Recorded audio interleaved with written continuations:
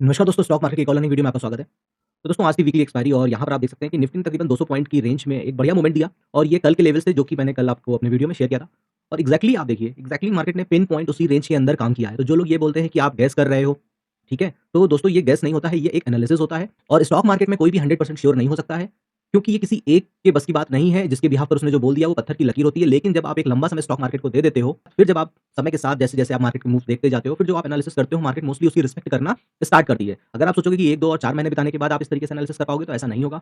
कल का अगर आपने वीडियो नहीं देखा तो क्लियरली जाकर देखिएगा कि लास्ट के 2-3 मिनट में मैंने क्या बोला था। मैंने ये बोला था कि मार्केट इस ज़ोन, जब मार्केट एक बड़ी रेंज बनाती है तो उसका 50% एक इंपॉर्टेंट लेवल होता है और मैंने बोला था कि मार्केट इसके नीचे अगर चली जाती है, तो फिर मेरा थोड़ा-सा कन्विक्शन लो होगा। अदरवाइज़ मार्केट इस ज़ोन में आपको सपोर्ट बनाते हुए दिखेगी और यहाँ से अगर सपोर्ट बनाकर ऊपर निकलती है, तो एक अच्छा मूव हमको ऊपर देखने को मिलेगा। तो ये देखिए यहाँ पर मार्केट पहले एक बार 600 के नीचे आई 15 मिनट के अंदर और उसके बाद फिर इसी ट्रेंड लाइन के ऊपर निकली और सीधा वन वे में जो मैंने एक रेजिस्टेंस ड्रॉ किया था 25,693 का एग्जैक्टली इस जगह तक गई और यहाँ पर जाने के बाद फिर से एक रिट्रेसमेंट आया और रिट्रेसमेंट के बाद फिर इसी लेवल तक गई। अब मैंने एक चीज़ उसमें ये भी बोला था कि मार्केट का जो स्ट्रॉन्ग रेजिस्टेंस होगा वो 880 से 900 का, लेकिन वो मैंने उस कंडीशन में बोला था कि अगर मार्केट यहाँ पर आज बुलिश क्लोज हुई है, तो इसके बाद हो सकता है कि आज के दिन में मार्केट यहाँ पर गैप अप ओपन हो, तो गैप अप अगर ओपन होती है तो आपको फोमो ट्रेड नहीं करना है। पहले मार्केट को मूव करने दीजिए और अगर मार्केट ग्रेजुअली जाकर 880 और 900 के 20 के आसपास रिजेक्शन लेती है, तो यहाँ से जब फॉल आएगा तब हम यहाँ पर बेयरिश ट्रेड प्लान करेंगे। अब यहाँ पर बुलिश ट्रेड बनाने का सबसे बड़ा रीजन ये था कि सबसे पहली बात कि मॉर्निंग में 15 मिनट में लोगों को यहाँ पर ट्रैप कर लिया गया। जो लोग अर्ली मॉर्निंग बिना नॉलेज के बस एक रेड कैंडल या 10 मिनट के ब्रेकआउट या ब्रेकडाउन पर ट्रेड करते हैं, उनको यहाँ पर मार्केट ने बहुत शानदार तरीके से ट्रैप किया और उसके बाद यहाँ पर अगर आप देखेंगे तो कितना बढ़िया यहाँ पर सपोर्ट पर एक हैमर कैंडल यहाँ पर फॉर्म हुई है। ये एक बुलिश कैंडल होती है और ये जो कैंडल स्टिक को देखकर ट्रेड करते हैं उनकी ये मोस्ट फेवरेट कैंडल स्टिक होती है।